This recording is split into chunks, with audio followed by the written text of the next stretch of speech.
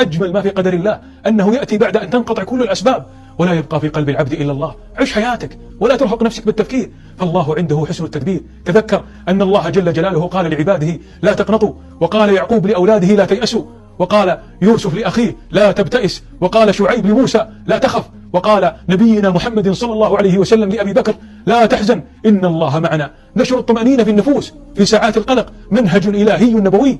انشر الطمأنينة والثقة بالله فلا بد من فرج قريب. السلام عليكم ورحمة الله وبركاته. ازيكم حبايبي؟ كل سنة وانتم طيبين. ربنا كده يبلغنا رمضان لا فاقدين ولا مفقودين، وبإذن الله الغمة والغلا اللي احنا فيه ده ربنا ان شاء الله هيزيحه عننا وهيرفع البلاء عن الأمة بإذن الله. اول حاجه كده هنعملها كده الجبنه بتاعه السحور. طبعا كلنا بنحب الجبنه البيتي دي، الجبنه الجميله دي اللي احنا بنحبها، كلنا بنحبها، سواء بقى ملح خفيف سواء ملح، سواء بتبقى حادقه او قديمه او جديده، كلنا بنحب الجبنه البيضاء. هنعملها كده بطريقه نظيفه جدا جدا، وهنعملها بطريقه بسيطه، وهنعملها على الطريقه الدمياطيه. يلا بقى كده يا ست الكل انت وهي، ما تنسش تحط اللايك وشير وسبسكرايب للقناه. ويلا بينا نشوف الجبنه. هنا معايا هنا قسط لبن، هو جاي لي كده يعني صاحبته بتجيب لي فيه اللبن، وبرجعه لها تاني، بغسله غسله كده نضيفه وارجعه لها تاني، وهي تشكر جدا وربنا يا رب يكرمها. هنا اول حاجه معايا اللبن يكون جاموسي وبلدي. اهم حاجه تتاكد ان اللبن يكون جاموسي ودسم جدا ويكون بخيره ويكون بلدي. بلاش اللبن اللي بيبقى متفرز او اللي بيبقى جاي في معلبات من بتاع المصانع دي او الشركات. تمام. معايا الشاشه النظيفه بتاعتي اللي انا بستخدمها على طول الحاجات دي، والمصفى، وصفيت اللبن من اي شوائب فيها. هرفعها بقى على النار كده، مجرد بس ما تبقى زي دمعة العين كده، وهحط لها الملح. انا بصراحة كنت كل مرة بعملها من غير ملح، المرة دي قلت اما احطها لكم، اما اعمل معاها الملح. كل كيلو لبن او كل لتر لبن عليه معلقة ملح. هما بيحطوا او يعني هو المفروض يبقى معلقة هرمية، بس انا بصراحة مش عايزة اكتر في المعلقة. هنا بقى بشوف اللبن يبقى زي دمعة العين كده، سخونية كده بتاعته زي دمعة العين كده. عارفة الرضاعة بتاعة البيبي لازما كده تبقى زيها. تمام. بعد خلاص ما اتأكدت من سخونية اللبن والملح ده عندي، هحط كده المنفحة، او احنا هنا الضميطة عندنا بنقول عليها اجزة. انتوا طبعا في البلاد التانية او المحافظات التانية بيقولوا عليها منفحة. تمام. حطيت على كل لتر معلقة. عندي بقى هنا البطانية او ملاية او اي حاجة الف بها بقى كده اللبن حلو، واسيبه 3 4 ساعات لغاية ما يتجبن معايا ويبقى بالشكل الجميل ده. بالسكينة بقى كده، واعمل فيه فتحات او اعمل فيه زي ما انتوا شايفين كده بقطعه. وبعد كده هصفيه. طبعا شايفين الجبنة ما شاء الله ماسكة اللبن ماسك معانا ازاي، شايفين بسم الله ما شاء الله كده. كان اللهم بارك، حاجة كده نظيفة، حاجة معمولة بايدك، وما فيش اسهل من كده خالص يعني.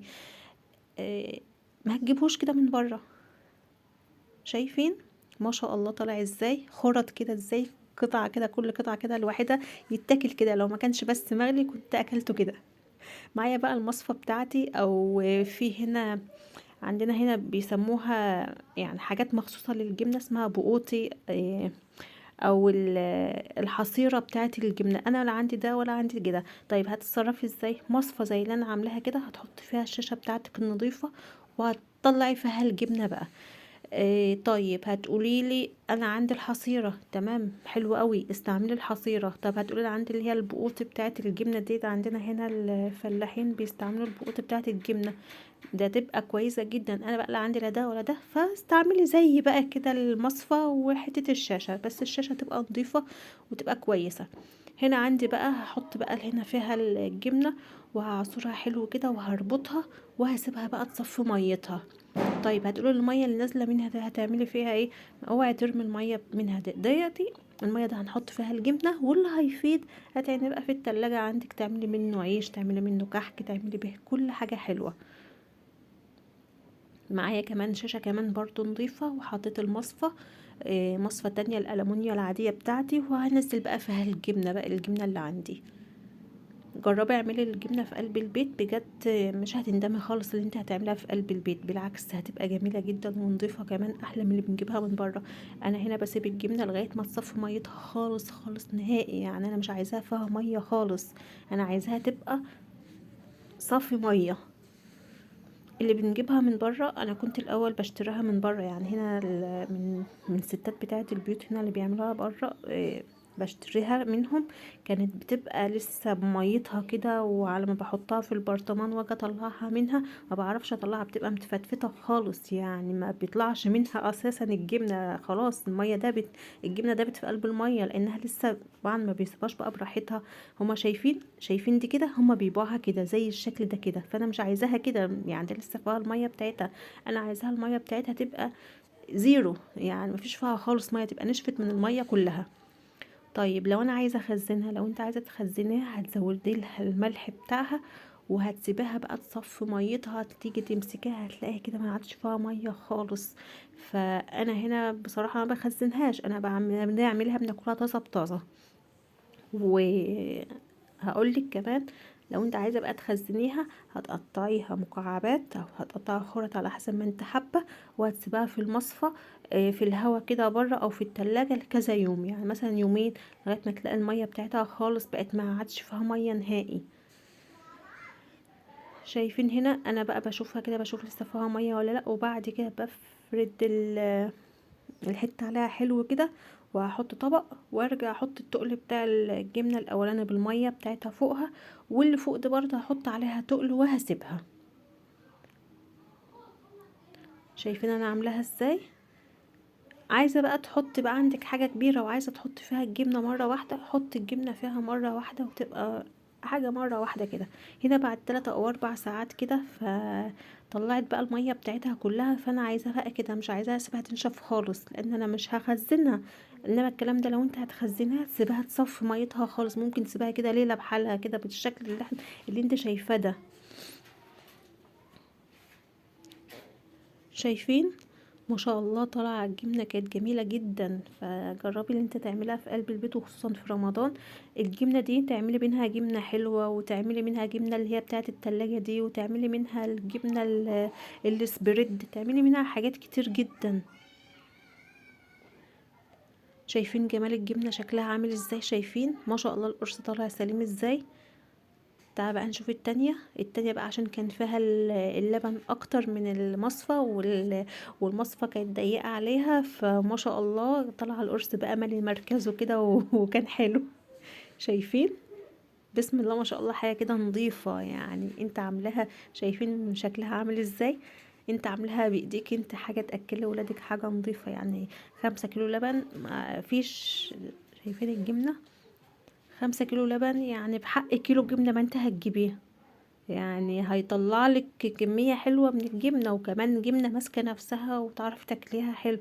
دي تبقى ما تتحط في الشرشة يومين كده او 3 ايام، وبعد 3 ايام كده هتلاقيها بقى بقت كريمية جدا جدا، يعني حتى تيجي تفردها في الساندوتش هتلاقيها بتفرد معاكي بكل سهولة، عن اللي انا كنت بجيبها. اللي كنت بجيبها كانت بتبقى مخرمة من جواها، بتبقى عاملة كده زي السفنج، لا ما كانتش بتبقى حلوة بصراحة.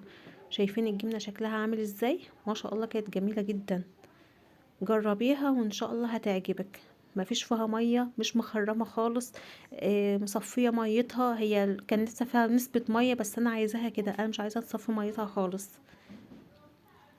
نيجي برضو للجزء التاني، الجبنه التانية، ونشوفها برضو شكلها ايه. عمل الجبنه ده بجد مفيش اسهل من كده، ولا يعني بصي، في ناس بيعملوها كمان من غير المنفعة او من غير الاجزاء. شايفين القطعة التانية من الجبنة طالعة ازاي؟ القرص التاني ده عشان بس المصفى كانت كبيرة عليها شوية فطلع رقيقة حبة عن التانية كانت مالية مركزها كده زي ما بيقولوا كده، وحاجة كده ملزلزة كده. ادا كده الجبنة اللي احنا عاملينها بقى، عايزة بقى تزودها بقى شطة، عايزة تزودها فلفل، عايزة تحطها في الشرشة بتاعتها او المية بتاعتها، وتحط لها بقى البهارات او الحبكشتنات بتاعتها دي، اعملي فيها كل اللي انت عايزة. تعالى نشوف بقى ال5 كيلو لبن طلعوا لنا قد ايه جبنة.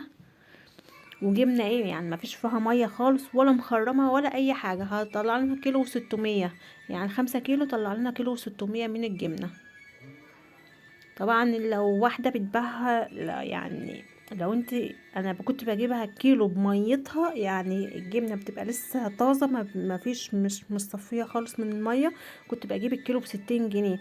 فاحسبي اللبن اللي انا بجيبه طلع لي كيلو ونص جبنه كمان، جبنه بتتاكل ما فيش فيها ميه خالص، بحيث ان هي لو قعدت في الشرشه بتاعتها هيطلع لي هيطلع لي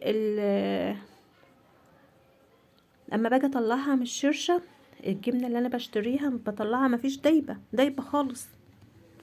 هحطها بقى في البرطمانات بتاعتي، وهحط ما بين كل كده واحده واحده كده شويه حته من الفلفل. عايزه تحطي شطه حطي، عايزه تحطي، وكمان حطيت قشر من السفندي. بصي شوفي بقى انت حابه تحطي ايه معاه حطي. عندك شويه من المش حطي شويه من المش. اتمنى الفيديو النهارده عجبكم، لو عجبكم تنسوا لايك وشير.